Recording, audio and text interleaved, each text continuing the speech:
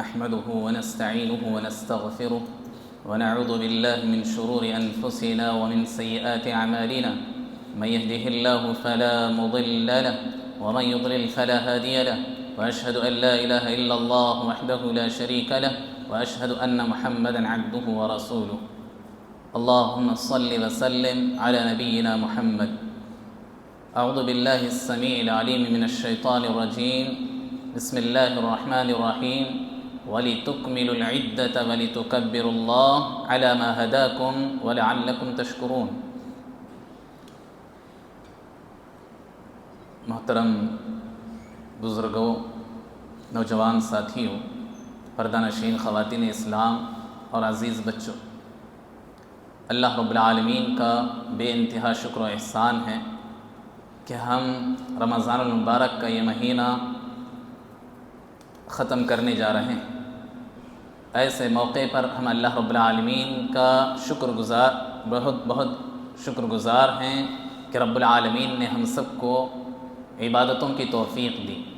جتنی زندگی میں جتنی ہو سکے ہم نے عبادتیں کی، اور جتنی ہو سکے ہم نے قیام اللیل کیے، جتنی ہو سکے ہم نے تلاوتیں کی اور صدقہ و خیرات کرتے رہے، ذکر و اذکار کرتے رہے۔ آج ممکن ہے یہ آخری تراویح ہو، یا پھر اگر کل چاند نہ دکھے تو ایک اور تراویح ہم پڑھیں گے۔ سعودی میں یہ ہوا کیا؟ ہو گیا؟ تو پھر لگتا ہے یہ آخری انشاءاللہ تراویح ہوگی۔ آج کے اس درس میں ہم کوئی بیان تو نہیں، کچھ باتوں کی طرف آپ کو توجہ دلانا چاہتے ہیں۔ سب سے پہلے تو ہم نے اللہ رب العالمین کا شکر ادا کرتے ہیں کہ اس کے فضل و کرم سے ہم نے ایک لمبے قیام کے لیے اپنے آپ کو تیار کیا، مہینہ بھر ہم نے قیام کیے۔ اس کے علاوہ بہت ساری عبادتیں اللہ کے فضل و کرم سے ہم کرتے رہے۔ اللہ رب العالمین کا فضل ہے اور اس کا شکر ہے کہ آپ اللہ رب العالمین کے مہمان ہیں۔ اس حیثیت سے ذمہ داران مسجد نے، جو یہاں کا مینجمنٹ ہے، الحمدللہ بہت ساری سہولتیں ہم اور آپ کے لیے مہیا کی، اس لیے کہ ہم اللہ کے گھر میں ایک مہمان بن کر آ رہے ہیں۔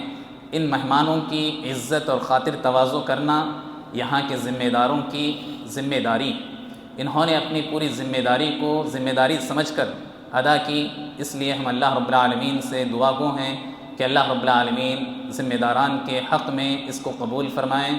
اللہ تعالیٰ ان کی عمر میں برکت عطا فرمائیں، ان کی زندگیوں میں برکت عطا فرمائیں، ان کے پریشانیوں کو اللہ تعالیٰ دور فرمائیں۔ جس قدر بھی جنہوں نے بھی اس مسجد کے لیے ہو یا اللہ تعالیٰ کے گھروں کے لیے، مدارس، مساجد، مکاتب کے لیے جہاں بھی کوششیں کرتے ہیں، اللہ تعالیٰ سب کی کوششوں کو قبول فرمائیں۔ ایک ایک چیز کو بہت ہی بہتر انداز میں، پرفیکٹ انداز میں کرنے کے لیے یہاں ذمہ دار بالخصوص رضوان بھائی کوشش کرتے رہتے ہیں، ہمیشہ اس فکر میں رہتے ہیں کہ یہاں کی کون سی چیز کیسے رہنا چاہیے، کس قدر اس کو بہتر سے بہتر بنایا جائے، کیسے اس کو اچھے سے اچھا رکھا جائے۔ اللہ رب العالمین انہیں جزائے خیر عطا فرمائیں۔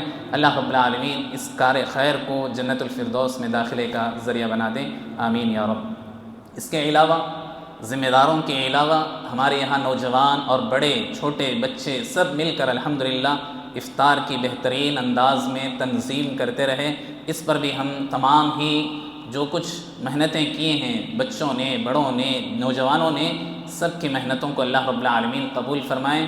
ہم آپ کے حق میں سب سے بہترین گفٹ جو دے سکتے ہیں وہ دعا ہی ہے، اور اللہ رب العالمین ہی آپ کا بہتر بدلہ دے سکتا ہے، کوئی آپ کا بدلہ نہیں دے سکتا۔ یقیناً یہ اتنی بڑی خدمت تھی جو نوجوانوں نے کی، بچوں نے کی، کہ ماشاءاللہ آپ اور ہم بہتر انداز میں افطار کر کے تو اٹھ جاتے تھے، لیکن جو کچھ وہاں کچرا ہے، ہر طرح کی چیزوں کو صاف کرنا، یہاں تک کہ نالی کو بھی صاف کیا کرتے تھے۔ جب تک یہ کام مکمل نہیں ہوتا، اللہ کے فضل و کرم سے نوجوانوں نے ایسی خدمت کی جس کا بدلہ یقیناً اللہ رب العالمین دے گا۔ ہم اللہ سے یہی دعا کرتے ہیں کہ جو شادی کے لائق ہو گئے، اللہ رب العالمین بہترین جوڑے عطا فرمائیں۔ جو ہے جاب کر رہے ہیں، اللہ تعالیٰ انہیں حلال روزی نصیب فرمائیں۔ جو جاب کی تلاش میں ہیں، بہتر اللہ رب العالمین ان کے لیے یعنی روزی روٹی کے ذرائع عطا فرمائیں۔ اور جو بھی جس طرح بھی تعلیم حاصل کر رہے ہیں، اللہ تعالیٰ ان کو دین اور دنیا دونوں طرح کی ترقی عطا فرمائیں۔ ساتھ ہی ساتھ اللہ کے فضل و کرم سے آپ نے پہلے ہی دن جیسے لسٹ لگی بہت سارے لوگوں نے افطار کے لیے انتظامات کیے، اپنی طرف سے اپنا نام لکھوایا، یہ بہت بڑی خدمت ہے۔ اللہ کے نبی صلی اللہ علیہ وسلم نے فرمایا من فطر صائما، جو آدمی کسی ایک آدمی کو بھی افطار کراتا ہے، جتنا ثواب اللہ رب العالمین افطار کرنے والے یعنی یہ کہ روزے دار کو ثواب عطا کرتا ہے، اسی طرح اللہ رب العالمین افطار کرانے والوں کو ثواب عطا کرتا ہے۔ گویا اگر آپ نے 150-200 لوگوں کا انتظام کیا تھا، سب کا ثواب اللہ رب العالمین آپ کے حق میں عطا کرے۔ اللہ رب العالمین سے ہم یہی دعا کرتے ہیں، اللہ تعالیٰ آپ کی اس بڑی خدمت کو قبول فرمائے اور بہت ہی بہترین انداز میں ہر سال ماشاءاللہ بہتر سے بہتر اور اچھے سے اچھے انتظامات ہوتے جا رہے ہیں۔ اللہ تعالیٰ ہی آپ کو اس کا بہتر بدلہ عطا فرمائیں اور آپ کی ان تمام خدمات کو، آپ کے ان تمام صدقات و خیرات کو قبول فرمائیں۔ اللہ تعالیٰ ہم سب کے لیے میزان حسنات میں شمار فرمائیں اور ہم سب کو اللہ تعالیٰ جنت الفردوس میں جگہ عطا فرمائیں۔ حاضرین، اس ہدیہ تشکر کے بعد ایک بہت ہی بہترین بچے سے میں آپ کو ملانا چاہتا ہوں۔ آپ جیسے ابھی سن رہے تھے نماز سے پہلے، تراویح سے پہلے، کہ کچھ نوجوان باہر گپ شپ میں یا جو ہے گفتگو میں رہ جاتے ہیں۔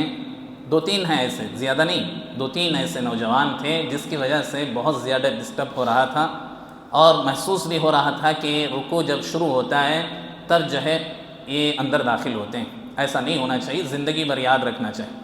اس کے مقابلے میں ایک ایسا چھوٹا سا بچہ جسے نہ نیکی معلوم نہ برائی معلوم، نہ ہی اسے جو ہے جنت معلوم نہ جہنم معلوم، نہ اللہ کا خوف تقوی معلوم، کوئی چیز نہ معلوم ہے، ایسا ایک چھوٹا سا بچہ الحمدللہ پورے مہینہ بھر ہماری پہلی صف میں رہا۔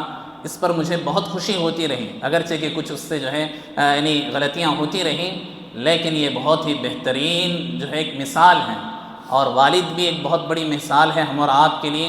اس بچے کے لیے آپ دعا کریں کہ اللہ رب العالمین اسے بہتر سے بہتر بدلہ عطا فرمائیں، اللہ تعالیٰ اسے بہتر عالم اور دنیا کا ایک بہت ہی بہترین رہنما اللہ تعالیٰ بنائیں، دنیا و آخرت میں اسے کامیابی عطا کر رہے ہیں۔ اور اس کی والدہ بہت جلد انتقال کر گئی ہیں، اللہ تعالیٰ اسے جنت الفردوس میں اعلیٰ ترین مقام نصیب فرمائیں، اس اولاد کو ان کے لیے ذخیرہ آخرت بنائیں۔ تو یہ محمد ناصر صاحب کے بیٹے عبدالہادی، جزاک اللہ خیر، یہ آپ اس بچے کو دیکھیں، یا آپ نے غور کیا ہوگا، آپ سب بھی جو ہے یہاں ماشاءاللہ رہتے ہیں، یہ پہلے صف میں رہتا ہے اور پورا مہینہ بھر پہلی صف میں رہا۔ بہرحال اللہ رب العالمین اسے خوش و خرم رکھے، اللہ تعالیٰ حافظ قرآن بنائیں، عالم دین بنائیں، خاندان کے لیے ذخیرہ آخرت بنائیں، ہم سب کے لیے ایسی بہترین مثال قائم کرنے کے اللہ تعالیٰ توفیق عطا فرمائیں۔ اب میں بڑے ادب کے ساتھ ہمارے صدر محترم سے گزارش کرتا ہوں کہ ایک چھوٹا سا ہدیہ اس کے لیے عطا کریں۔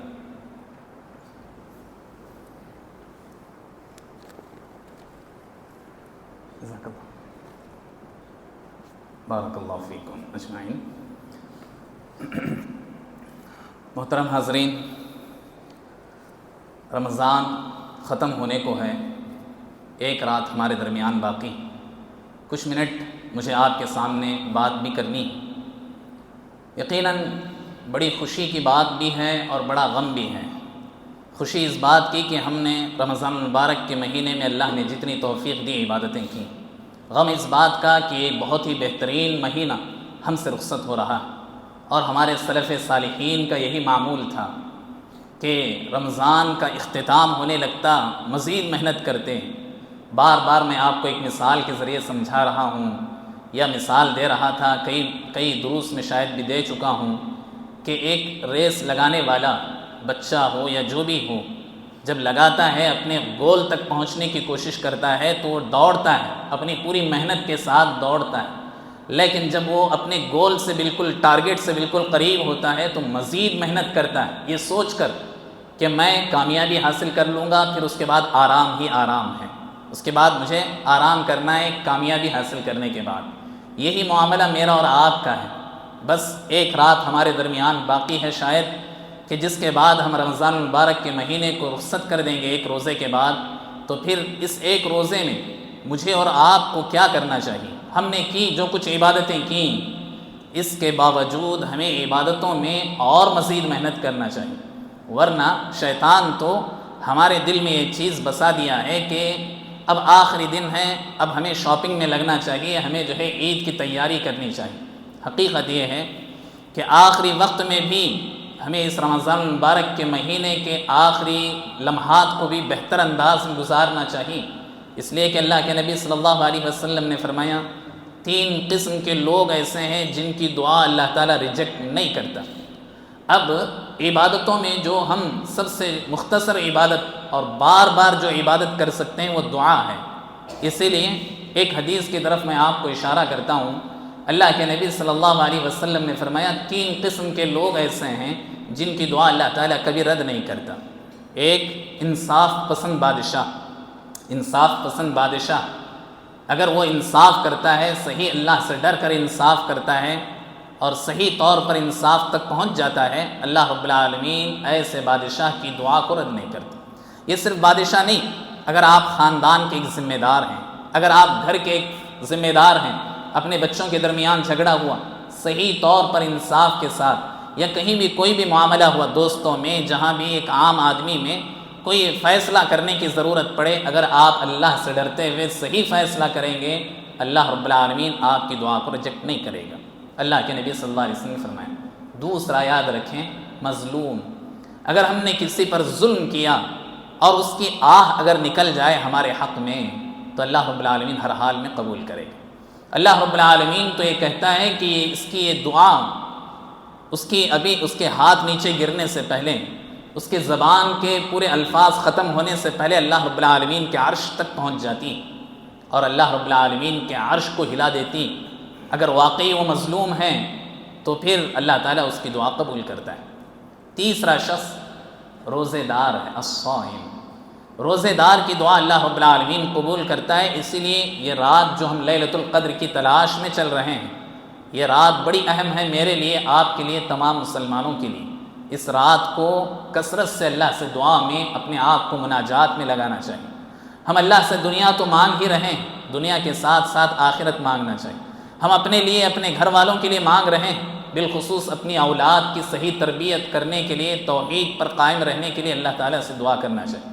ایک بات یاد رکھیں کہ شیطان ہمارے اندر ایسے وسوسے ڈالتا ہے۔ امام ابن قیم رحمۃ اللہ علیہ نے کہا کہ آدمی جب کوئی اہم کام کرنا چاہتا ہے، بہت اہم کام کی طرف جب آدمی توجہ دیتا ہے، تو ایسے وقت میں شیطان اس کی توجہ کو، اس کے انٹینشنز کو ہٹا کر کے ایک چھوٹے موٹے جو ہے اہم کام کی طرف سے لگا دیتا ہے۔ تو یہی معاملہ میرا اور آپ کا ہے کہ عید کی تیاریوں میں ہم اس قدر مصروف ہو جاتے ہیں کہ جو یہ بھی اہم کام ہے، عید کی تیاری کرنا بھی اہم کام ہے، لیکن اس سے اہم کام یہ ہے کہ ہم اپنی عبادتوں میں باقاعدہ جاری رہیں، اپنی عبادتوں کو جاری رکھیں، اپنے ذکر کو، اپنے زبان کو ذکر سے معمور رکھیں۔ ہماری خواتین بھی اپنے کچن میں رہتے ہوئے ہی اللہ رب العالمین نے اگر آپ کو توفیق دے تو پھر یقیناً یہ کام کرنا چاہیے۔ تو اس کی ایک بات کی طرف مجھے آپ کو اشارہ کرنا ہے۔ دوسری بات یہ کہ ہم ایک مہینے کی عبادت لگاتار کرتے ہوئے فارغ ہو رہے ہیں، اس کا مطلب یہ نہیں کہ ہم نے بہت نیکیاں کر لیں، اب ہم فخر و غرور میں نہیں آنا چاہیے، تکبر میں نہیں آنا چاہیے کہ ہم نے بہت ساری نیکیاں کر لیں، اب رمضان کے بعد ہم جو ہے آسانی چاہتے ہیں اور برائی کی طرف، اپنے خواہشات کی طرف جائیں۔ ایسا نہیں ہونا چاہیے۔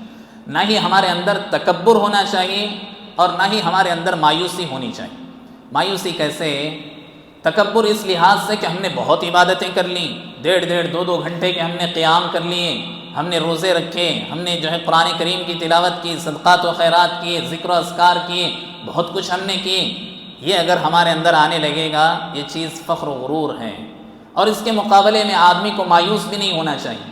یہ نہیں کہ اللہ تعالیٰ نے مجھے رمضان میں ہی کیوں بیمار کر دیا۔ کچھ لوگ بیمار ہو گئے، اللہ رب العالمین انہیں صحت و عافیت کے ساتھ رکھے، بہتر بدلہ اللہ تعالیٰ عطا کرے۔ کچھ لوگ یہ سمجھتے ہیں کہ ارے اس وقت میں بیمار نہیں رہتا تو میں بہت عبادتیں کرتا، میں پورے روزے رکھتا اور مزید قرآن کریم کو ختم کرتا، ایسے وقت میں میرے اندر مایوسی آ جائے۔ ایسا نہیں ہونا چاہیے۔ الایمان یزید و ینقص، انسان کا ایمان چڑھتا اور بڑھتا اور جو ہے گھٹتا ہے، لیکن آدمی کو مایوس بھی نہیں ہونی چاہیے اور زیادہ فخر و غرور میں بھی آدمی کو نہیں آنا چاہیے۔ اگر اللہ نے ہمیں توفیق دی، ہم نے عبادتیں کی، اللہ کا شکر کرنا چاہیے، جیسے اللہ تعالیٰ نے آیت کریمہ میں خود کہا، جیسے ہم نے آیت پڑھی، اللہ تعالیٰ کہتا ہے سب روزوں کے مسائل وغیرہ بیان کرنے کے بعد کہتا ہے کہ جب رمضان کا مہینہ ختم ہو جائے تمہیں اللہ کی تکبیر کثرت سے بیان کرنا ہے. وَلِتُكْمِلُوا الْعِدَّةَ وَلِتُكَبِّرُوا اللَّهَ عَلَى مَا هَدَاكُمْ وَلَعَلَّكُمْ تَشْكُرُونَ. جیسے ہی تم اس مہینے کو ختم کر لو، اس عدت کو یعنی اس جو ہے مدت کو ختم کر لو، ان گنتی کے دنوں کو جب تم ختم کر لو گے 29 یا 30 دنوں کو، تو پھر اس کے بعد اللہ کی تکبیر اور حمد و ثنا بیان کرتے رہنا چاہیے. وَلَعَلَّكُمْ تَشْكُرُونَ، تاکہ تم اللہ تعالیٰ کے شکر گزار بن سکو کہ اللہ نے تمہیں رمضان کا مہینہ عطا کیا. تو اسی لیے ہمیں رمضان کے اس مہینے پر نہ ہی ہمیں تکبر میں آنا چاہیے اور نہ ہی ہمیں مایوس ہونا چاہیے. مایوس اس لیے بھی کہ آدمی یہ سوچتا ہے کہ ارے رمضان کا مہینہ گزر بھی گیا، میں نے بہت ساری عبادتیں نہیں کی. ایسی بات نہیں، جتنی بھی عبادتیں کی آپ نے، ہم نے، تمام مسلمانوں میں اللہ رب العالمین اس کی قدر کرتا ہے. اور اللہ تعالیٰ کہتا ہے کہ فَمَن يَعْمَلْ مِثْقَالَ ذَرَّةٍ خَيْرًا يَرَهُ. تم انسان ہو، تم جو ہے نیکی کرتے ہو، بھول جاتے ہو، لیکن اللہ رب العالمین تمہاری نیکی کی بڑی قدر کرتا ہے. رب العالمین وہ ہے تمہاری ایک ایک نیکی کی قدر کرتا ہے. اسی لیے اللہ کے نبی صلی اللہ علیہ وسلم نے فرمایا، اللہ تعالیٰ خود کہتا ہے آدمی زکوٰۃ کے ذریعے سے، صدقات کے ذریعے سے بے حساب اللہ کی راہ میں خرچ کر رہا ہے. اللہ رب العالمین تو کہتا ہے تمہارے 1 روپیے کو میں 1 پہاڑ برابر بنا دیتا ہوں. اس میں تمہیں مایوس ہونے کی ضرورت نہیں. تم یہ مت سمجھو کہ اللہ تعالیٰ تمہارے صدقات کو قبول نہیں کر رہا. اگر تمہارے اندر اخلاص ہو، اگر تم توحید والے ہو، تمہارے 1 روپیے کی اللہ تعالیٰ قدر کرتا ہے اور اسے 1 پہاڑ بنا دیتا ہے. تو یہ اللہ رب العالمین کا معاملہ ہے. اللہ تعالیٰ اجر دیتا ہے تو اتنا کہ شیطان بھی قیامت کے دن کہے گا، جب اللہ تعالیٰ اپنے نیک بندوں کو اجر دے گا، اتنا زیادہ دے گا، اتنا زیادہ دے گا کہ شیطان کہے گا کہ آج میری بھی مغفرت ہونے والی ہے. آج اللہ تعالیٰ اتنا جوش میں ہے، اتنا زیادہ بدلہ دے رہا ہے، اتنا زیادہ لوگوں کی مغفرت کر رہا ہے، لگتا ہے کہ آج اللہ تعالیٰ میری بھی مغفرت کر دے گا. حالانکہ شیطان ہی سے اللہ تعالیٰ کی جنگ ہے. شیطان کو معلوم ہے کہ وہ ہارے گا، وہ جہنم میں جائے گا، لیکن اس کے باوجود انسان کو گمراہ کرنے کی زندگی بھر وہ کوشش کرے گا. آخرت کے دن، جب قیامت کے دن اللہ رب العالمین بدلہ دے گا تو اس قدر دے گا. تو اسی لیے ہمیں مایوس بھی نہیں ہونا چاہیے اور نہ ہی ہمیں گھمنڈ اور تکبر کرنا چاہیے. حضرت عمر رضی اللہ عنہ کے بارے میں آتا ہے، حضرت عمر رضی اللہ عنہ کہا کرتے تھے اگر آسمان سے یہ آواز دی جائے، آسمان سے اگر یہ اناؤنس کیا جائے کہ تم سب کے سب جنت میں داخل ہو جاؤ سوائے ایک آدمی کے، تم سب کے سب جنت میں داخل ہونے والے ہو سوائے ایک آدمی کے، تو حضرت عمر رضی اللہ عنہ کہتے ہیں شاید وہ بدقسمت میں ہی ہوں گا. پھر اگر اللہ رب العالمین کی طرف سے یہ آواز لگائی جائے کہ تم سب کے سب جہنمی ہو سوائے ایک آدمی کے، تو میں سمجھوں گا کہ وہ میں خوش قسمت ہوں. یعنی یہ کہ ہمارا ایمان اللہ رب العالمین کے ساتھ امید کا ہونا چاہیے، خوف اور رجا جسے کہتے ہیں. خوف اللہ تعالیٰ کا ڈر کہ اللہ تعالیٰ ہمارے اعمال کو قبول کرے گا کہ نہیں، کتنا بہتر انداز میں ہمیں عمل کرنا چاہیے، اس بات کا اللہ سے ڈر رکھتے ہوئے عمل کرنا چاہیے. عمل کرنے کے بعد اللہ تعالیٰ سے امید بہتر انداز میں لگانا چاہیے. جو عید کا دن ہے دراصل اللہ رب العالمین اس کو یوم الجزا، یعنی یہ کہ ہمیں اللہ رب العالمین ایسے وقت میں بدلہ دیتا ہے. اس لیے اللہ کے نبی صلی اللہ علیہ وسلم نے کہا کہ گھر کی کسی عورت کو چھوڑنا نہیں، سب کو عیدگاہ تک پہنچانا. اس لیے کہ عید کے دن اللہ رب العالمین فرشتوں سے کہتا ہے کہ دیکھو میرے بندے یہ کیوں جمع ہیں، آج میدان میں گراؤنڈ میں جمع کیوں ہوئے ہیں. اللہ رب العالمین حالانکہ جانتا ہے کہ وہ کیوں جمع ہیں. فرشتے کہتے ہیں اللہ تیری عبادت انہوں نے مہینہ بھر کی، اب اس کی اجرت لینے کے لیے یہاں آئے ہوئے ہیں، جمع ہیں. تو اللہ رب العالمین کہے گا کہ فرشتوں تم سب گواہ رہنا، میں ان سب میدان میں موجود تمام لوگوں کی مغفرت کر چکا ہوں. یہ اللہ رب العالمین ندا دیتا ہے. تو اسی لیے ہمیں اللہ رب العالمین سے امید بھی رکھنا چاہیے اور خوف بھی ہمارے اندر ہونا چاہیے. یہ بات ہمیں یاد رکھنا چاہیے. اسی طرح ایک تیسری بات جو میں آپ کے سامنے آج کے درس میں رکھنا چاہتا ہوں یہ کہ تقویٰ صرف رمضان میں ہمارے ساتھ نہیں ہونا چاہیے، تقویٰ زندگی بھر ہمارے ساتھ ہونا چاہیے. تقویٰ یعنی اللہ تعالیٰ کا ڈر، گناہوں سے بچنے کی کوشش، نیکی میں آگے بڑھنے کی کوشش. یہ صرف رمضان مبارک کے ساتھ خاص نہیں ہے. ایسا نہیں کہ رمضان کا مہینہ ختم ہوا اب چلو کچھ برائی کر لیں گے، کوئی بات نہیں، اس لیے کہ ہم نے رمضان میں ہر طرح کی برائی سے بچ گئے. ایسا نہیں. ایمان تو آدمی کا بڑھتا بھی ہے گھٹتا بھی ہے. لیکن ہمیں یہ حکم دیا گیا ہے کہ ہم اپنی ایمان کو بڑھانے والے ہی کام کرنا چاہیے، ایمان کو گھٹانے والے کام آدمی کو نہیں کرنا چاہیے۔ یہ بات ہم اور آپ کو یاد رکھنی چاہیے۔ اسی طرح اللہ کے نبی صلی اللہ علیہ وسلم نے حضرت عبداللہ ابن عمر رضی اللہ عنہ، حضرت عبداللہ ابن عمرو بن عاص رضی اللہ عنہ سے نصیحت کرتے ہوئے کہا، یا عبداللہ لا تکن مثل فلان کان یقوم اللیل فترک۔ حضرت عبداللہ ابن عمرو بن عاص رضی اللہ عنہ کو اللہ کے نبی صلی اللہ علیہ وسلم نے کہا، اے عبداللہ اس آدمی کی طرح نہ بن جانا جو آدمی ایک دن قیام کرتا ہے اور اس کے بعد رات بھر سونے لگتا ہے، یا کچھ دن قیام کرنے لگتا ہے، قیام اللیل کرتا ہے اور پھر اس کے بعد سال بھر سو جاتا ہے۔ تم ایسا نہ بننا، اللہ رب العالمین ایسے لوگوں کو پسند نہیں کرتا۔ اسی لیے مجھے اور آپ کو عمل کرنا چاہیے، لگاتار عمل کرنا چاہیے۔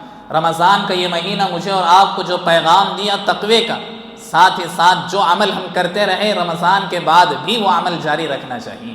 روزے، مہینے کے 3 روزے، اس کا اہتمام کرنا چاہیے۔ شوال کے روزوں کا اہتمام کرنا چاہیے۔ اس کے علاوہ جو روزے اور آ رہے ہیں نفل روزے، ان کا اہتمام کرنا چاہیے۔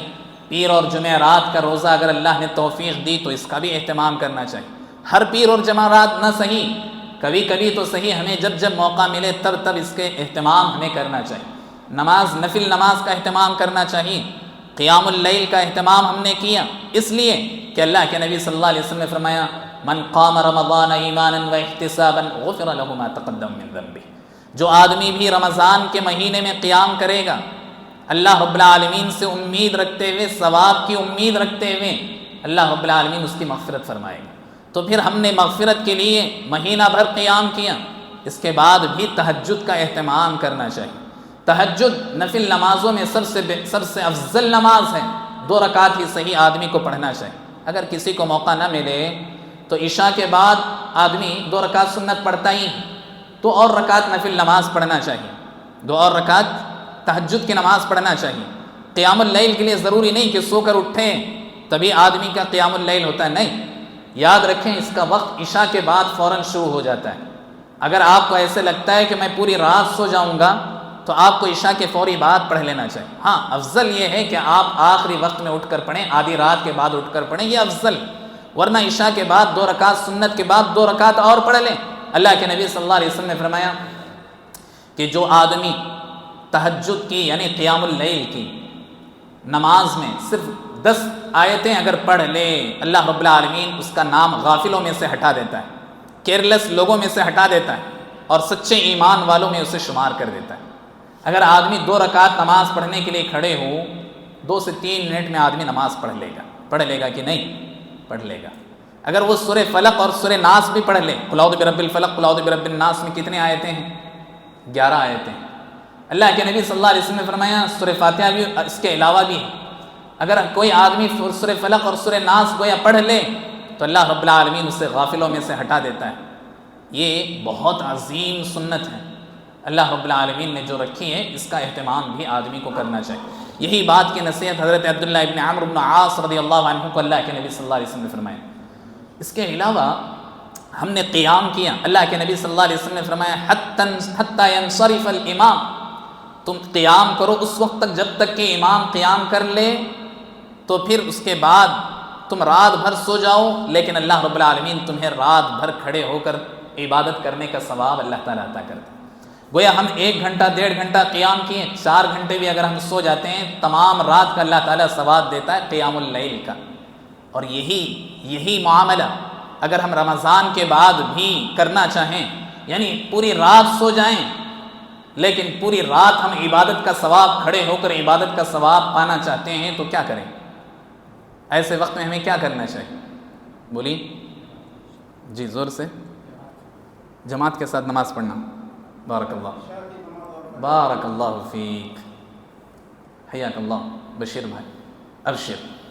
اللہ کے نبی صلی اللہ علیہ وسلم نے فرمایا من صلی العشاء فی جماعت فکأنما قام نصف اللیل، جو آدمی بھی عشاء کی جماعت کے ساتھ نماز پڑھتا ہے، عشاء کی نماز جماعت کے ساتھ پڑھتا ہے، پھر اس کے بعد جا کر سو جاتا ہے، فکأنما قام نصف اللیل، گویا وہ آدھی رات کھڑے ہو کر عبادت کرنے کا ثواب حاصل کر لیا۔ مردوں کے لیے کتنا آفر ہے، دیکھو اللہ کے نبی صلی اللہ علیہ وسلم نے فرمایا جو آدمی آدھی رات اللہ کے راہ میں عبادت کرنے کا ثواب حاصل کرنا چاہتا ہے تو اسے عشاء کی نماز باجماعت پڑھنا چاہیے۔ پھر اللہ کے نبی صلی اللہ علیہ وسلم نے فرمایا من صلی الفجر فی جماعت فکأنما قام اللیل کلہ۔ اللہ کے نبی صلی اللہ علیہ وسلم نے فرمایا جو آدمی فجر کی نماز پڑھ لے گا باجماعت، پوری رات اللہ کی راہ میں کھڑے ہو کر عبادت کرنے کا ثواب حاصل کرے۔ اور یہ دو نمازیں اتنی اہم ہیں کہ اگر آدمی اس کی پابندی کرنے لگے تو باقی نمازیں اس سے چھوٹنے کے چانس نہیں ہو سکتے، اس لیے کہ اللہ کے نبی صلی اللہ علیہ وسلم نے فرمایا دو نمازیں منافقین پر بہت مشکل ہو جاتی ہیں، العشاء والفجر، عشاء اور فجر کی نماز بہت مشکل ہو جاتی منافقین پر۔ لیکن اللہ کے نبی صلی اللہ علیہ وسلم نے یہ بھی فرمایا کہ منافقین اس قدر دنیا دار ہوتے ہیں کہ اگر انہیں معلوم ہو جائے کہ مسجد میں کوئی چیز بٹنے والی، کوئی چیز تقسیم ہونے والی ہے، ڈسٹریبیوٹ ہونے والی ہے، کھانے کی ہو، پینے کی ہو، استعمال کی ہو، فائدہ اٹھانے والی کوئی بھی چیز ملنے والی، تو یہ منافقین مسجد میں دوڑ کر آئیں گے۔ اگر یہ لوگ دوڑ کر نہ آ سکیں، بیمار ہوں، کسی بھی وجہ سے نہ آ سکیں، تو اللہ کے نبی صلی اللہ علیہ وسلم نے فرمایا اپنے ڈھوپروں کے بل یہ جو ہے گھسیٹتے ہوئے آئیں گے۔ لیکن اس سے بڑھ کر اللہ رب العالمین نے فجر اور عشاء کی نماز میں کتنا ثواب رکھا ہے اس کا تمہیں اندازہ نہیں ہے۔ اسی لیے اللہ کے نبی صلی اللہ علیہ وسلم نے فرمایا کہ منافقین پر دو نمازیں بہت مشکل ہوتی ہیں، لیکن اللہ رب العالمین نے اس میں بڑا ثواب رکھا ہے، اسے تمہیں حاصل کرنے کے لیے آنا چاہیے۔ اللہ کے نبی صلی اللہ علیہ وسلم نے فرمایا اگر منافقین کو معلوم ہو کہ ان نمازوں میں اگر مسجد میں ایک ہڈی بھی تقسیم ہونے والی جو ہڈی کی کھائی نہیں جاتی، کتے کو ڈالیں وہ بھی نہیں کھا سکتا، ایسی چیز بھی اگر ملنے والی ہو، منافقین کو معلوم ہو جائے تو وہ بھی جو ہے دوڑ کر آئیں گے، وہ بھی اپنے آپ کو گھسیٹ کر مسجد میں لائیں گے۔ لیکن اس سے کہیں بڑھ کر اللہ رب العالمین نے جو ثواب اس میں رکھا ہے وہ منافقین کو اللہ تعالیٰ عطا نہیں کرتا، اسی لیے فجر اور عشاء کی نماز کا اہتمام آدمی کو کرنا چاہیے۔ بہرحال وقت ختم ہو چکا، آخری بات میں آپ کے سامنے رکھنا چاہتا ہوں یہ کہ رمضان کا مہینہ ختم ہو رہا ہے، ہم نے اس رمضان سے کیا حاصل کیا؟ یہی کہ جو کچھ عبادتیں ہم کرتے رہے ہمیں بعد میں بھی کرنا چاہیے۔ جو تقویٰ ہم نے یہاں حاصل کیا رمضان المبارک کے مہینے میں، اللہ سے ڈرتے ہوئے گناہوں سے بچتے رہیں، رمضان کے بعد بھی سال بھر یہی ہونا چاہیے۔ اللہ تعالیٰ نے کہا یا ایھا الذین آمنوا کتب علیکم الصیام کما کتب علی الذین من قبلکم لعلکم تتقون۔ یہ رمضان کا مہینہ ہم تمہیں کیوں دے رہے ہیں؟ یہ روزے ہم نے تم پر فرض کیوں کیے ہیں؟ اس لیے کہ تمہارے اندر ہم تقویٰ پیدا کرنا چاہتے ہیں۔ تقویٰ یہی کہ آدمی گناہوں سے بچنے کی کوشش، نیکیوں میں آگے بڑھنے کی اگر آدمی کوشش کر رہا ہے یہی تقویٰ ہے۔ اگر یہ چیز ہمارے اندر آ گئی تو اللہ رب العالمین جو ہم سے حاصل کرنا، اللہ رب العالمین جو ہمیں عطا کرنا چاہتا ہے وہ ہمیں مل گئی۔ تو یہی چیزیں، تمام عبادتیں ہمارے ساتھ ہونا چاہیے۔ ایک چیز، دوسری اور آخری چیز جو میں آپ کے سامنے رکھنا چاہتا ہوں پیغام کے طور پر وہ یہ کہ اللہ کے نبی صلی اللہ علیہ وسلم نے، اللہ رب العالمین نے خود قرآن کریم میں فرمایا وَجَعَلْنَا بَعْضَكُمْ لِبَعْضٍ فِتْنَةً، لوگوں ہم نے تمہاری طبیعتوں کو ایک دوسرے کے لیے ہم نے تمہاری طبیعتوں کو آزمائش بنایا، فتنہ بنایا۔ یعنی یہ کہ اللہ تعالیٰ کہتا ہے کہ ہم نے تمہارے لیے ایک دوسرے کو تکلیف کا ذریعہ بنایا۔ بس اوقات آدمی ایک دوسرے کو تکلیف دینے والا بن جاتا ہے، رشتہ دار میں ہو، دوست احباب میں ہو، جاننے پہچاننے والوں میں ہو، عام لوگوں میں ہو۔ اتصبرون، اللہ تعالیٰ پوچھتا ہے کیا تم صبر کرو گے ایسے وقت؟ یہی چیز رمضان المبارک کا مہینہ مجھے اور آپ کو دے رہا ہے کہ ہم اپنے دل کو پوری طرح پاک کریں، ہر قسم کی گندگیوں سے، ہر قسم کے حسد سے، بغض سے، ایک دوسرے کے کینے سے، کپٹ سے پاک کر کے ہم اپنے دل کو رمضان المبارک کا مہینہ گزارنا چاہیے۔ اور باقی سال بھر یہی ہمیں سبق یہ رمضان المبارک کا مہینہ دیتا ہے۔ ایک حدیث میں آپ کے سامنے رکھتا ہوں، حضرت انس بن مالک رضی اللہ عنہ راوی، صحیح روایت ہے، مصنف ابن ابی شیبہ کی روایت ہے۔ اللہ کے نبی صلی اللہ علیہ وسلم کے ساتھ بیٹھے ہوئے تھے۔ حضرت انس بن مالک کہتے ہیں کننا جلوس مع رسول اللہ صلی اللہ علیہ وسلم یطلع علیکم الآن رجل من اہل الجنہ۔ اللہ کے نبی صلی اللہ علیہ وسلم نے فرمایا حضرت انس بن مالک رضی اللہ عنہ کہتے ہیں کہ میں اللہ کے نبی صلی اللہ علیہ وسلم کے پاس بیٹھا ہوا تھا کہ اچانک اللہ کے نبی صلی اللہ علیہ وسلم نے فرمایا کہ انتظار کرو، ابھی ایک آدمی آئے گا جو جنتیوں میں سے ہوگا، جس کے جنتی ہونے کی میں گارنٹی دے رہا ہوں۔ اللہ کے نبی صلی اللہ علیہ وسلم نے فرمایا جس کے جنتی ہونے کی میں گارنٹی دے رہا ہوں۔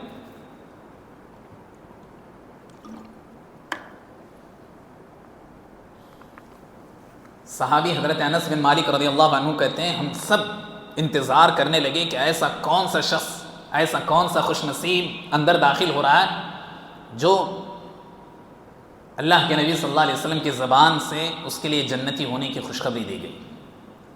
صحابی حضرت انس بن مالک کہتے ہیں کہ اچانک ہم نے دیکھا کہ انصار کا ایک آدمی ہے، انصاریوں میں سے ایک انصار کا آدمی ہے جس کے داڑھی سے پانی ٹپک رہا ہے وضو کا، اور جس کے بائیں ہاتھ میں جوتے ہیں، اپنے جوتوں کو لے کر کے وہ داخل ہوا مسجد کے اندر۔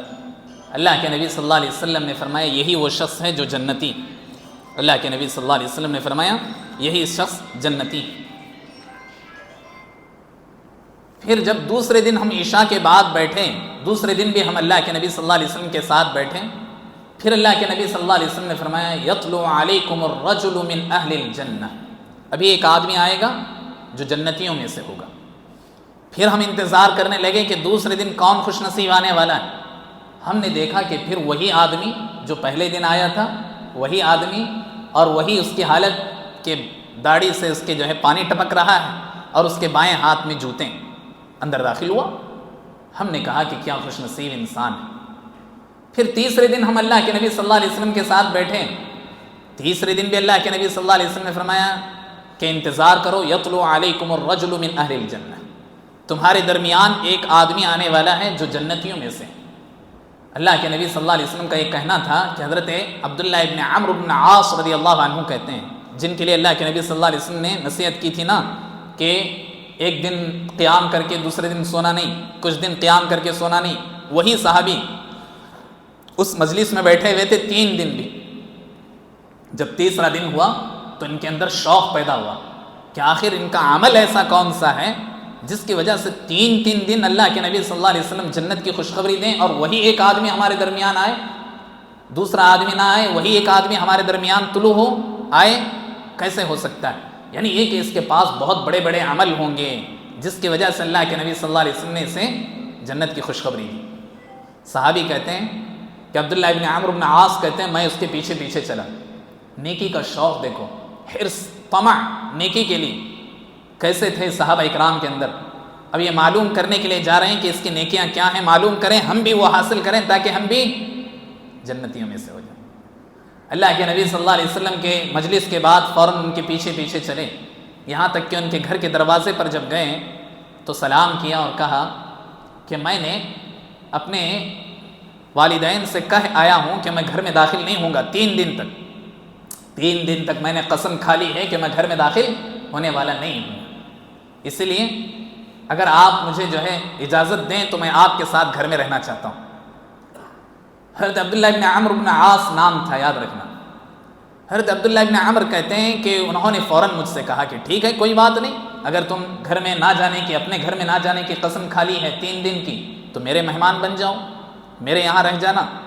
حضرت عبداللہ ابن عمرو بن عاص ان کے ساتھ رہے، رات بھر انتظار کرتے رہے کہ ان کا کون سا ایسا خفیہ عمل ہے، چھپ کر کون سا ایسا عمل کرتے ہیں جس کی وجہ سے اللہ کے نبی صلی اللہ علیہ وسلم نے ان کو جنت کی خوشخبری دی۔ تو حضرت عبداللہ ابن عمر کہتے ہیں میں نے پہلی پوری رات دیکھا کوئی عمل نہیں، عشاء کی نماز کے بعد ہمارے ساتھ دن میں جو عمل کر رہے تھے، رات میں دیکھا کہ رات میں شاید عمل کرتے ہوں گے، انتظار کیا، لیکن رات بھر میں جاگتا رہا، اٹھے نہیں۔ لیکن ایک بات میں نے دیکھی کہ جب بھی یہ اٹھتے ہیں، رات میں جب کبھی پلٹتے ہیں تو میں انتظار کرتا تھا کہ یہ اٹھ کر بیٹھیں گے، اٹھتے نہیں تھے، لیٹے لیٹے اللہ کا ذکر کر لیتے تھے، لیٹے لیٹے اللہ کا ذکر کرتے تھے۔ پوری رات گزر گئی، صبح ہوئی، پریشان ہوئے، کوئی عمل انہوں نے کیا نہیں۔ پھر دوسری رات 3 دن کے مہمان تھے، دوسری رات بھی پوری رات انتظار کی، دوسری رات کا بھی وہی معاملہ، تیسری رات انتظار کی، تیسری رات کا بھی وہی معاملہ۔ جب رات ختم ہوئی تو حضرت عبداللہ ابن عمر نے کہا اے میرے بھائی، میری کوئی معاملہ یا میرا کوئی جو ہے جھگڑا میرے گھر والوں کے ساتھ نہیں تھا، میں نے قسم بھی نہیں کھائی تھی 3 دن گھر نہ جانے کی، بلکہ صرف میں یہ دیکھنا چاہتا تھا کہ تمہاری زندگی میں ایسا کون سا عمل ہے جس کی وجہ سے اللہ کے نبی صلی اللہ علیہ وسلم نے ہمیں 3 دن تک ایک ہی مجلس میں، اسی مجلس میں 3 دن تک لگاتار تمہارے جنتی ہونے کی خوشخبری دی۔ اس نے کہا کہ میں کوئی عمل کرتا نہیں ہوں، جیسا تم نے میرے ساتھ دیکھا ہے، دن بھر کی عبادتیں تو سب دیکھتے ہیں، رات کی عبادت بھی میں تہجد وہجد پڑھتا نہیں ہوں، بس میرے پاس ایسا کوئی عمل نہیں۔ ہاں، لا اجد فی نفسی غشا ولا احسد الا ما اعطاه اللہ۔ 2 چیزیں میرے اندر ہیں، 2 چیزوں کی وجہ سے شاید اللہ رب العالمین مجھے پسند کرتا ہوں، اس کے علاوہ میرے پاس کچھ نہیں، میں کوئی عبادتیں نہیں کرتا۔ کہا کہ وہ 2 عبادتیں کیا ہیں؟ کہا لا اجد فی نفسی غشا، میں اپنے زندگی میں کسی کو دھوکہ نہیں دیتا، میں کسی کو زندگی میں دھوکہ نہیں دیتا ہوں، میری زندگی میں اپنا نقصان ہو مجھے برداشت ہے، میں کسی کو دھوکہ دے کر کے اس سے میں جو ہے کوئی چیز فائدہ حاصل کروں، میری طبیعت کبھی برداشت نہیں کر سکتی، ایک بات۔ دوسرا کہا ولا احسد، کہ میں اللہ رب العالمین جسے بھی جو چیز بھی دے تو اس پر میں جلتا نہیں ہوں، چاہے وہ میرا رشتہ دار ہو، میرا بھائی ہو، میرا جو ہے کوئی بھی ہو، اللہ رب العالمین اسے جو اس کی زندگی میں دے اسے دیتا ہے، اس پر میں حسد نہیں کرتا ہوں، میں بغض نہیں رکھتا ہوں، میں کینہ نہیں رکھتا ہوں، اپنے دل میں کسی کے لیے گندگی نہیں رکھتا ہوں، اپنے دماغ میں اپنے دل میں دوسروں کے لیے میں جو ہے کبھی بغض و حسد نہیں رکھتا ہوں۔ شاید اللہ تعالیٰ یہی ادا میری پسند کرتا ہے۔ کہا فہی تلک، یہی یقیناً تمہاری یہی 2 عادتیں ہیں جس کی وجہ سے اللہ کے نبی صلی اللہ علیہ وسلم نے ہمیں یہ خوشخبری دی ہے، ورنہ نہ تمہاری رات کی عبادتیں ہیں اور نہ ہی دن کی ویسی عبادتیں ہیں جو ہم سے مختلف ہوں، بلکہ تم بھی ویسے ہی عبادت کرتے ہو جیسے ہم عبادت کرتے ہیں۔ تو بہرحال رمضان کا مہینہ مجھے اور آپ کو جو چیز بڑی اہم سکھا کر گیا وہ یہ کہ ہمارے اندر حسد ہے، بغض ہے، دوسرے کے لیے دشمنیاں ہیں، ایک دوسرے سے الگ ہم ہیں، ہم صف میں تو کھڑے ہوتے ہیں، ہمارے دل ملتے نہیں ہیں، ہم صف میں کھڑے ہیں، ہمارے دلوں میں بغض ہے، محبت اور نفرت ایک ساتھ جمع نہیں ہو سکتی، اس لیے محبت کو اگر ہم بھرنا چاہتے ہیں سب سے پہلے گندگی کو نکالنا پڑے گا۔ اگر کسی بوتل میں، کسی جو ہے پیالے میں، کسی گلاس میں اگر گندا پانی رکھا ہو، اس میں آپ جو ہے اچھا پانی ڈالتے رہیں، وہ کبھی اچھا نہیں ہوگا، پہلے اس گلاس کے پانی کو باہر نکالنا پڑے گا، گندے پانی کو، پھر اس میں جو ہے آپ صاف پانی ڈالیں، وہ پانی حقیقت میں ہمیں فائدہ پہنچائے گا۔ یہی چیز مجھے آپ کو 2 پیغام بڑے پیغام کے طور پر دینا تھا۔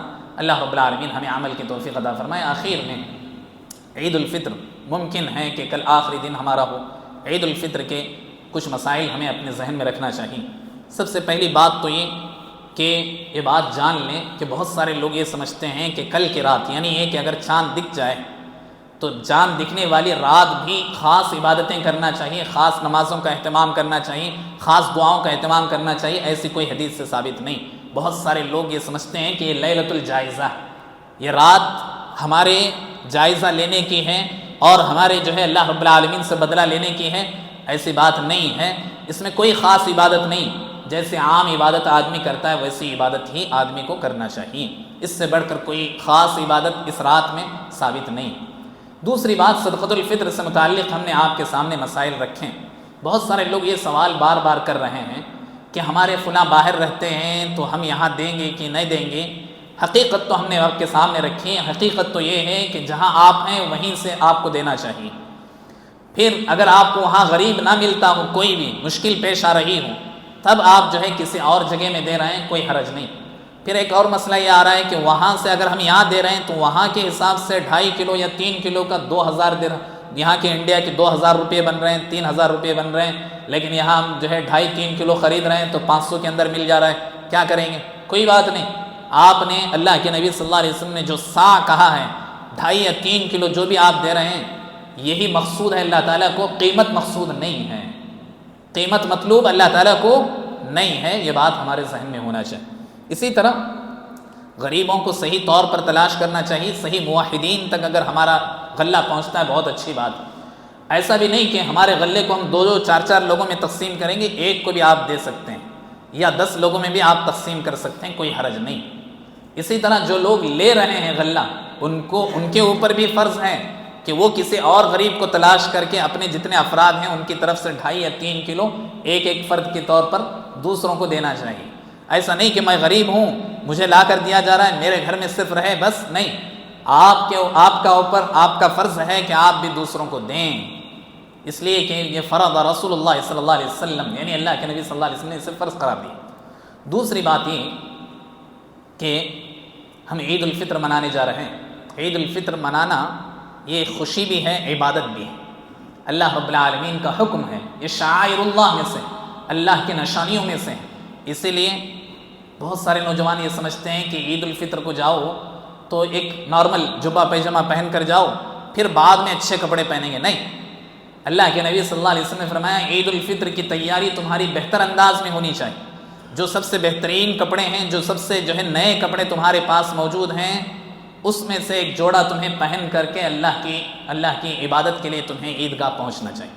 تو بہرحال سب سے پہلی چیز یہ کہ آدمی کو غسل کرنا چاہیے، پھر اس کے علاوہ آدمی کو خوشبو کا استعمال کرنا چاہیے مرد حضرات کو، اور اس کے علاوہ آدمی کو بہتر سے بہتر کپڑوں کا اہتمام کرنا چاہیے، اور پھر مسواک وغیرہ کا اہتمام کرنا چاہیے۔ اسی طرح آدمی کو تکبیرات بلند کرتے ہوئے آنا چاہیے۔ آنے سے پہلے آدمی کو کھجور یا کوئی بھی چیز کھا سکتا ہے، لیکن کھجور کھانا زیادہ بہتر ہے، طاق عدد میں کھانا چاہیے۔ کھجور کو 1، 3، 5، چاہے وہ مرد ہوں کہ خواتین، کھجور وغیرہ کھا کر کے عیدگاہ آنا چاہیے۔ تکبیرات مرد حضرات تھوڑا بلند آواز میں کہنا چاہیے، عورتیں پست آواز میں یعنی دل ہی دل میں تکبیرات بلند کرنا چاہیے۔ ایک راستے سے آنا چاہیے، دوسرے راستے سے جانا چاہیے۔ عیدگاہ آنے کے بعد کوئی نفل نماز نہیں ہوگی، صرف آپ اپنے سے تکبیرات پڑھتے رہیں گے، نہ ہی وہاں مائک والے کا انتظار کریں گے، یہ پڑھیں گے تو اس کے بعد پڑھیں گے، ایسا نہیں۔ اپنے حساب سے آپ بیٹھنے کے بعد امام کے آنے تک یا ٹائم ہونے تک لگاتار اپنے حساب سے آپ کو تکبیرات بلند کرتے رہنا چاہیے۔ اس کے بعد نماز عید ہوگی، اس میں کوئی نہ اذان ہوگی نہ اقامت ہوگی، 2 رکعت نماز عید پڑھی جاتی۔ اس کے نماز کے بعد آدمی کو راستہ بدل کر کے جانا چاہیے۔ ایک راستے سے آئے ہیں دوسرے راستے سے جانا یہ سنت ہے۔ اسی طرح اللہ کے نبی صلی اللہ علیہ وسلم کی سنت یہ ہے کہ وہ ایک دوسرے کو مبارکبادی دیتے ہیں اور ملاقات کرتے تھے، ہاتھ ملنا چاہیے۔ اور اگر کوئی آدمی نیا آیا ہے، کئی دن کے بعد مل رہا ہے، اس سے معانقہ کر لیتے ہیں، گلے مل لیتے ہیں، کوئی بات نہیں۔ لیکن کوئی آدمی اگر آپ سے پھر بھی گلے ملنا چاہتا ہے تو اس میں بھی اجازت ہے، یعنی یہ کہ اس کو عید کا ایک حصہ، باقاعدہ حصہ نہیں سمجھنا چاہیے، یہ بات بھی یاد رہنی چاہیے۔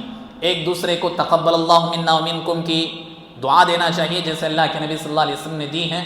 اور پھر گھر جانے کے بعد 2 رکعت نفل نماز ادا کرنا چاہیے۔ بہت سارے لوگ اس سنت سے غافل رہتے ہیں، 2 رکعت نفل نماز ادا کرنا چاہیے، پھر اس کے بعد آپ اپنی خوشیاں بانٹنا چاہیے۔ خوشیوں کو رشتہ داروں میں، دوست احباب میں، سب میں تقسیم کرنا چاہیے، چاہے ہدیے کی شکل میں ہو، چاہے کسی بھی چیزوں کی شکل میں ہو، دعوت کی شکل میں ہو، ملاقات کی شکل میں ہو، یہ ہونا چاہیے۔ ہم اپنی اولاد کو اپنے تمام رشتہ داروں سے ملاقات کروانا چاہیے، ان کو بلانا چاہیے، خود بھی جانا چاہیے، یہ بہت عظیم سنت ہے۔ ہمارا معاملہ یہ ہے کہ ایک دن ہم جو عید کا دن ہے اس میں جیسا کچھ عبادت کرتے ہیں کر لیتے ہیں، ملاقات کر لیتے ہیں، پھر دوسرے دن سے اپنے جاب میں وغیرہ میں لگتے ہیں۔ باقاعدہ وقت نکال کر اپنے گھر والوں کو ان کے گھر والیوں سے ملانا چاہیے، ان کے اپنے رشتہ داروں سے ملاقات کروانا چاہیے، یہ بہت عظیم سنت ہے اللہ کے نبی صلی اللہ علیہ وسلم کی۔ آج گلوبل وائز کی وجہ سے، آج انٹرنیٹ کی وجہ سے ہم اتنا زیادہ ایک دوسرے سے دور ہو گئے ہیں کہ ہمارے بچوں کو ہمارے بچوں کے رشتہ دار معلوم نہیں، بس 1، 2، 4 رشتہ دار معلوم رہتے ہیں، باقی نہیں۔ اس کا بھی آدمی کو اہتمام کرنا چاہیے، باقاعدہ سنت سمجھ کر، یہ عبادت سمجھ کر کرنا چاہیے۔ یہ کچھ عبادتیں ہیں یا کچھ سنتیں ہیں جس کا اہتمام ہمیں عید سے متعلق کرنا چاہیے۔ اللہ رب العالمین ہم سب کو عمل کی توفیق عطا فرمائے۔ اسی طرح یاد رکھیں، کچھ لوگوں کے رشتہ دار انتقال کر گئے قریب میں رمضان میں، تو وہ لوگ یہ سمجھتے ہیں کہ ہمیں عید الفطر پر نئے کپڑے نہیں پہننا چاہیے، اچھے کھانے نہیں کھانا چاہیے۔ 3 دن سے زیادہ، 3 دن کے اندر کوئی انتقال کر گئے، عید الفطر آ گئی ہے، اگر آپ چاہیں تو اس کا اہتمام نہ کریں تو کوئی بات نہیں، لیکن 3 دن ہو گئے ہیں تو سوائے بیوی کے اور کوئی اس غم میں مبتلا نہیں ہونا چاہیے۔ باقاعدہ نئے کپڑے پہننا چاہیے، اچھے کھانے بنائے جانے چاہیے، رشتہ داروں سے ملاقاتیں ہونی چاہیے، کسی بھی طرح کا اس میں غم کا حصہ اپنے آپ کو نہیں بنانا چاہیے۔ اس لیے کہ ہم نے کہا کہ عید شعائر اللہ میں سے ہے، اللہ کے شعائر میں سے، اللہ کا حکم ہے، اس لیے اس پر اپنے گھر والوں کو بہتر سے بہتر انداز میں کپڑوں وغیرہ کا اہتمام بھی کرنا چاہیے، خود بھی اہتمام کرنا چاہیے۔ بہت سارے لوگ ایسے ہیں بچوں کو بیوی کو دلا دیتے ہیں لیکن خود اس کا اہتمام نہیں کرتے، ایسا نہیں ہونا چاہیے۔ یہ عید الفطر اللہ کے شعائر میں سے ہے، خوشی بھی ہے، عبادت بھی ہے، عبادت اور خوشی دونوں ایک ساتھ جمع ہو رہے ہیں، اس لیے ہمیں پورا اہتمام کے ساتھ آنا چاہیے۔ اللہ تعالی ہم سب کو عمل کی توفیق عطا فرمائے، اللہ تعالی ہماری عبادتوں کو شرف قبولیت بخشے، اللہ تعالی ہمارے صیام کو، قیام کو، ذکر و اذکار کو، تلاوت کو، اللہ تعالی ہر طرح کی چھوٹی موٹی جو بھی عبادتیں ہم نے کی اللہ تعالی اسے قبول فرمائے۔ جو کچھ ہم سے جو ہے پڑھنے پڑھانے میں یا جو ہے سننے سنانے میں غلطیاں ہو گئیں، کوتاہیاں ہو گئیں، اللہ تعالیٰ اسے معاف فرمائیں، ہمارے ذہنوں سے اوجھل کر دیں، اللہ تعالیٰ ہمارے اس نیکیوں کو میزان حسنات میں شمار فرمائیں، اللہ تعالیٰ ہم سب کو جنت الفردوس میں اعلیٰ ترین مقام نصیب فرمائیں، اللہ تعالیٰ ہمارے بیماروں کو اور بالخصوص یہاں جو بیٹھے ہوئے ہیں خواتین ہوں مرد ہوں، اللہ رب العالمین ان سب کو شفا یابی عطا فرمائیں، صحت و تندرستی کے ساتھ اللہ تعالیٰ رکھیں، اللہ رب العالمین ان کے دلوں کی خواہشیں تو ہم نہیں جانتے ہیں، رب العالمین تو ہر ایک کے دل کی خواہش کو، ہر ایک کے دل کی دھڑکن کو جانتا ہے۔